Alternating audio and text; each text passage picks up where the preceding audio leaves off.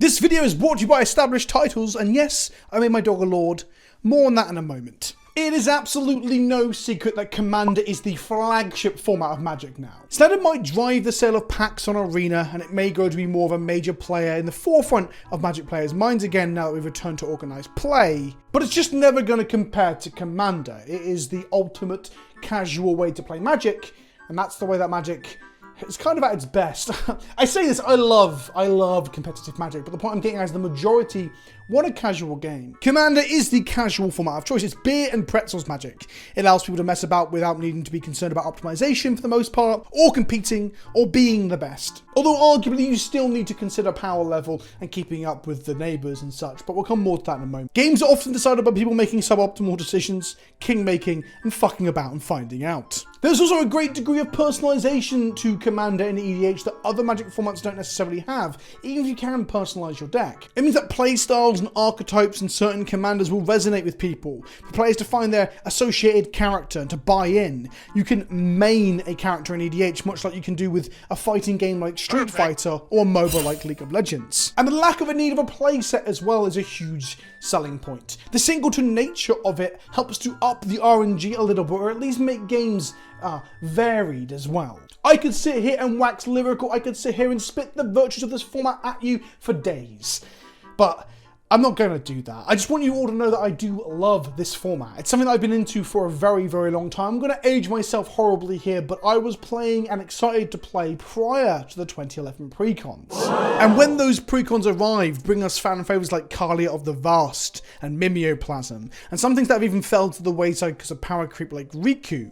Well, I shouted from the rooftops. I was in the process of getting my D&D group into Commander, moving them away from a 60-card casual multiplayer format to Commander when these things dropped, and they absolutely helped with that. I would go as far as to say that the original Commander PreCons are probably some of my favourite MTG products of all time. I recommended them to everyone at the time, probably my most recommended product to people until I got into actually making content, right? And they were sold out everywhere. They were like fucking rockin' horse shit. Some of them were more valuable than others because of a few cards, but they were sold out everywhere, and when people come across them in the wild and bought them, they would excitedly tell their friends they managed to procure one.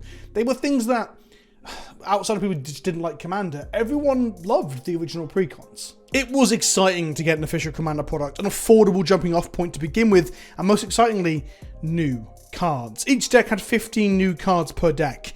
These decks brought with them things like Scavenging Ooze and Flusterstorm, both cards that immediately became staples in older formats like Legacy and Vintage. Scoos actually pushed the price of the deck on store shelves up and had it selling out more than the others. Flusterstorm to a lesser extent too. Scoos was so exciting that they actually did a reprint before it got into Standard or Modern through a Standard set. They did a reprint through a promo code you got with Jewels of the Planeswalker 2014. You got this Scavenging Ooze here if you bought it on, I want to say PlayStation. I think this is the PlayStation one. I could be wrong. I could look that up. I'm not going to. You can tell me in the comments. The very point of this preamble introduction is to point out how the original PreCons were very exciting for pretty much everyone, and everyone was excited for even the new cards too. There was not this whole idea that designing for Commander was a problem. This has come about since. I tweeted out a poll earlier today. It ran for 4 hours, 1,400 people answered, and 52.9% of them said yes. They believe that design for Commander cards make the game less fun. And whilst of course this is a sample size in a short window of time from my followers on Twitter, and it's not an overwhelming amount, I do think this is representative of a feel that I've had from the community for a while. So in today's video I wanted to discuss that. What changed since the halcyon days of the original 2011 PreCons, since Scavenging Ooze came to the format and the game. So let's talk about the growing trend of wizards designing things like this in today's video. A little bit of history, a little bit of explanation as to why, with a little bit of personal opinion thrown in as a treat. But first, I'm going to show you something fucking adorable. Established Titles reached out to me to sponsor some content. They allow you to buy some land in Scotland to get a title to become a lord. You can put this stuff on your credit card and your passport so you can show off that you're a lord or a lady. The problem is, I already have this huge, disgusting ego and don't need it to be fulfilled by this anymore. Sometimes I think I'm going to not wake up in the morning. I'm going to be suffocated under the the oppressive weight of my own fucking ego. However, I knew a couple of guys who always deserve the praise and adoration that comes with a title like Lord. This is Lord Bovril Bobbiting Bear and Brucey Badminton Bear. I have got the proclamation here, certificate you get through the post. Proclamation, Lord Bovril Bobbiting Bear and Lord Bruce Badminton Bear. In Scotland, there's an old tradition that allows landowners to be referred to officially by the title of Lord or Lady. Established titles will allow you to purchase at least 1 square foot of land in order to do this. They then send you the certificate with a unique plot number, and then Bob's your uncle and Fanny's your aunt. Suddenly you're a lord. It is quick and it is easy, and it's a great last minute gift for birthdays and things like that. And they even work with global charities like One Tree Planted and Trees for the Future in order to use some of those proceeds of sale to plant a tree in order to help with the Scottish and global reforestation and conservation efforts. Lord Bovril Bobbiton Bear. Oh God, your breath stinks, mate. A gift like this can be great for Mother's Day as well. The true lady of the house. Why not give her an actual lady title? There is a big sale on right now if you use the code LordKenobi with a link in the description below. That's Lord Kenobi at establishedtitles.com/Lord Kenobi to get your lordship now. They give you 10% extra off your order. You can get it as a quaint gift for a friend or a loved one, or you can just give your dogs a lordship. My dogs loved it. Almost as much as he loves chewing my beard. It's so strange. Why do you do that, Bovril?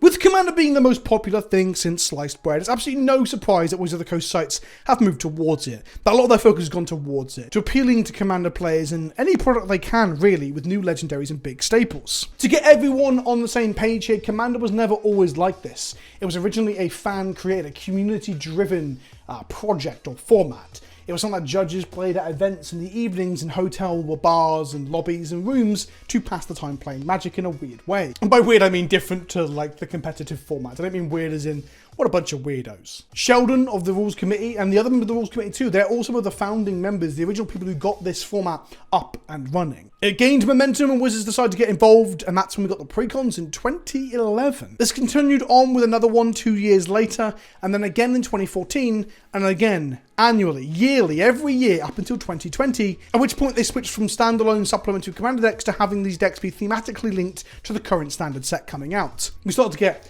Neon Dynasty Commander decks and Ikoria Commander decks and all that kind of stuff, where before it allowed them some room to explore places we hadn't been much before, or new places too. We then got to have arguments every preview season as to whether or not mixing the previews from the main set and the Commander set into the same window was confusing or not. On the whole, I've always liked Commander Precons, and I still do. I still think they're a good product. They're a good jumping on point for Commander, which is the main casual, like, communal game mode of Magic now, whether you like it or not. They're way better than the old 60 card intro decks. You know, the ones that used to come with a face rare and like 1 booster, and the deck was fucking garbage. They're big, they're flashy, they're exciting, they bring new things. I think Precons on the whole are fantastic. The obvious place that they are normally weak is the mana base, and I do believe they can make efforts to make that better. I don't think they have to put a fetch land in every one, because there's arguments about how they'll sell off shelves and yada yada yada, but the Battle Bond lands, for example, should be in every Precon. I don't think that's much of a debate. These Precons have over the years brought with them cards that I've then seen play in both Vintage and Legacy. I mentioned Scavenging Ooze before, but one of the biggest culprits of this was True Name Nemesis from Commander 2013. An absolutely reasonable, if even underwhelming card in multiplayer. It only really got good in like Voltron strategies where you strap it up with a load of equipment or enchantments. This thing is quite the beating, however, in 1v1, where there is no other player to deal with it. It's just got protection from your opponent. It was a rampant and commonly played threat in Legacy that still sees some play today, although it got power crept out by Murktide region in recent time, so there's not really any reason to play a True Name because you can just play Murktides instead. The power creep in Magic is very real. All that aside, it's not just the Precons bringing fresh new design cards to Commander and Magic in general. Firstly, Commander Legends was the first draftable Commander set, giving us a way to play a limited version of the format of Commander. It was sick. You drafted a deck at the table and then played a multiplayer game of Commander. There were issues with games being a bit slow to close out.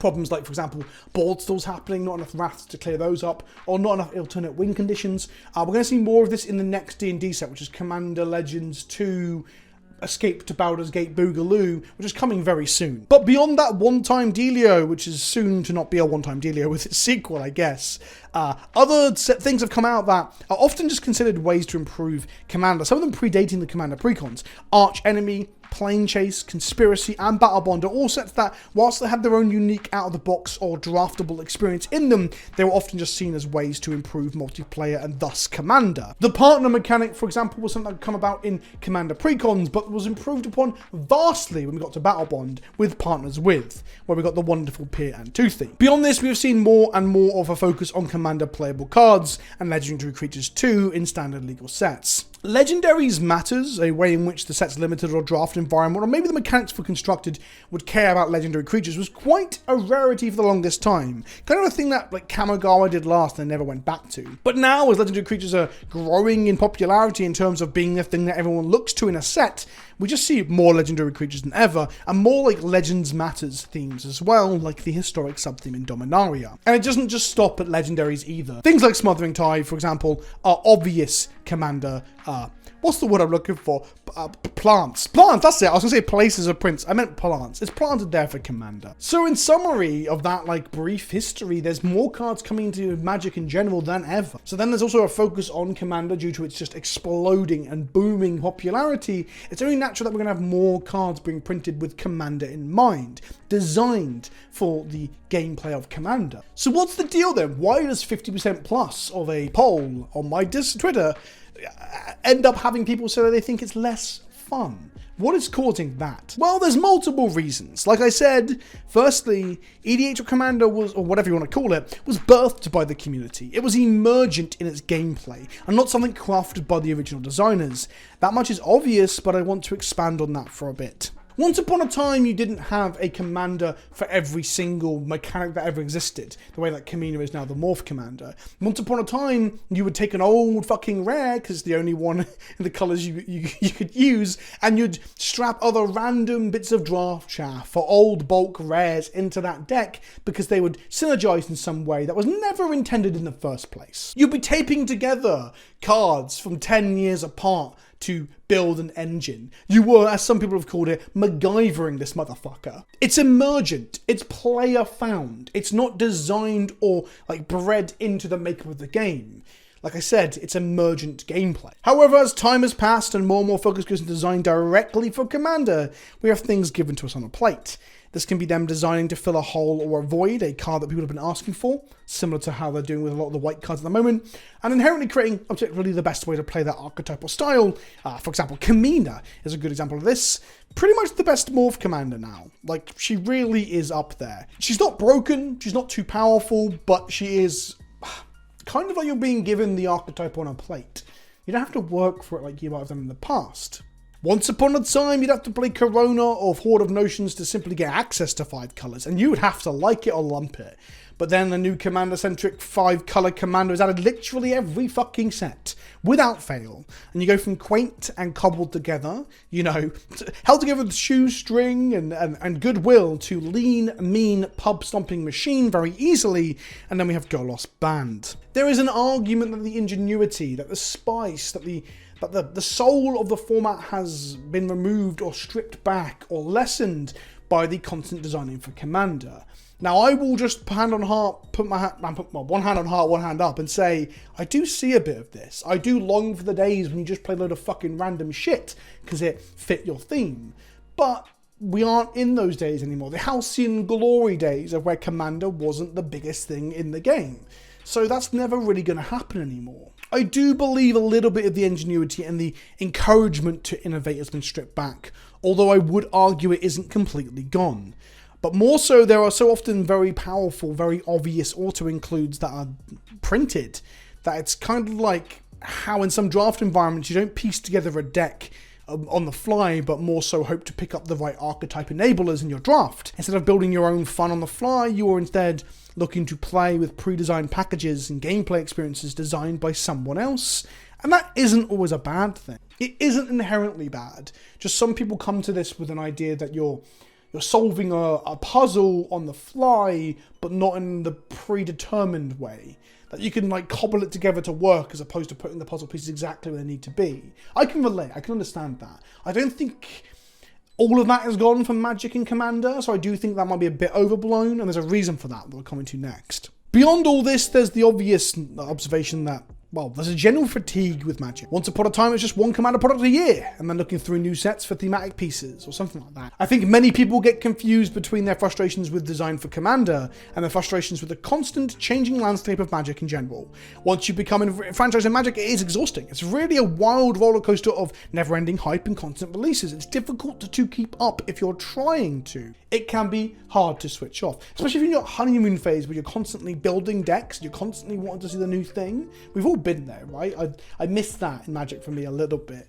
But that can also be difficult when you build something and then it's like out of date or needs updating literally a week or two later because the release schedules have gotten tighter to fit more stuff in. Of course, the common retort is you don't have to play with everything. You have to even give a shit about these things existing. And honestly, I do prescribe to that a bit myself because I'm a lazy motherfucker who won't update his decks. However, it is hard to ignore things when things are just strictly better than what you were doing before, when people got access to more powerful cards than you. Some of the most recent designs have been power crept to shit. Ragavan is a prime example of this. I bet you didn't think the monkey was coming into this video, but it is. A card that I'm pretty convinced was included in Modern Horizons 2 as a commander plant as well. That it was so fucking pushed that it immediately began to dominate Legacy and Modern, alongside the card that I assure you was aimed at those formats, like Murktide, for example. I've got a theory that the reason that Ragavan got the ban in Legacy over Murktide was that Murktide was designed and aimed at Legacy, where Ragavan was an accident. Similar to Hogak. There was an interview spot that maybe I'll find it and put it in here. If I didn't put it in, I couldn't find it. But there's a bit where they ask someone at Wizards, someone's asking someone at Wizards on mic at a GP or something, or maybe on the weekly MTG stream, how did Hogak go so wrong? And they said they just thought it'd be a cool commander. And this card fucked Modern up. So with all this power creep comes a couple of complications. Firstly, people get mad when these obvious made-for-Commander cards land in their non-Commander product or formats and fuck things up. Although there is a counterpoint that having things like Great Henge and Throne of Eldraine was great, and these things sell packs and they keep the value of packs up and stuff, it also kind of sucks when they accidentally make a Hogak. And whilst you can ignore power creep a lot of times, sometimes you can't if you're grossly outclassed and it kind of feels a little bit annoying. I do believe this is where the crux of this whole issue is, or the origin of a lot of the hate or frustration or upset. Some of the cards designed for Commander, whether that be Smothering Tithe through Standard, Dockside Extortionist through Commander PreCons, or Hullbreacher through a draftable Commander set, these cards are so unbelievably good that they dominate the consciousness. I spoke about this in my treasure video where, spoiler if you haven't watched it yet, I'm pretty adamant that treasures aren't really a problem. Don't get why they're so heavy in green though. But the thing with the treasure thing is that Smothering Tithe and Dockside are so like omnipresent in Commander, it feels like treasure's a bigger issue than it is. It's actually really difficult to sit down and write out 20 made for Commander cards that are a problem and still are a problem in Commander. Believe me, I tried as my beginning basis for this video. But that doesn't exclude the fact that you do get to a uniformity of deck construction, to a homogenization of the format by a few culprits. Arcane Signet was a big discussion point for this. Opposition Agent and Deflecting Swats are similar. And we even have older stuff that isn't designed directly for Commander this happens with. Soul Ring being the obvious. I completely get the idea that Commander as a brewer's paradise, as a creative outlet, is being infringed upon a little bit by aimed, pinpoint precision missile staples that are fired into the format. Like Smothering Tithe was aimed at Commander and they succeeded. Monologue Tax did not. I do think that is being lessened a little bit as a byproduct of a rising popularity across the game and more product being printed. And that really is...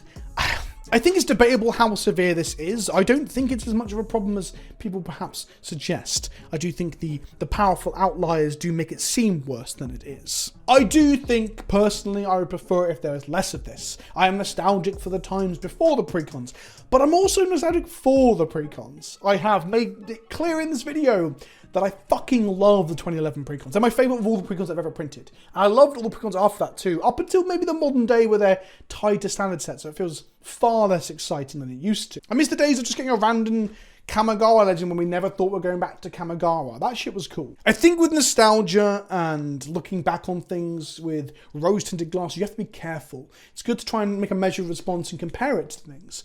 I am nostalgic for having to fucking duct tape my combos together. But I am also nostalgic for when they first introduced new cards to the format and started focusing on it. I think both of these things are good, and I think they can live in equilibrium. I think the issue is when they fuck it up. But that's no different to anything else they fuck up, right? Wizards get it right a lot of the time. The fuck-ups just stand out more because we all love this game so fucking much.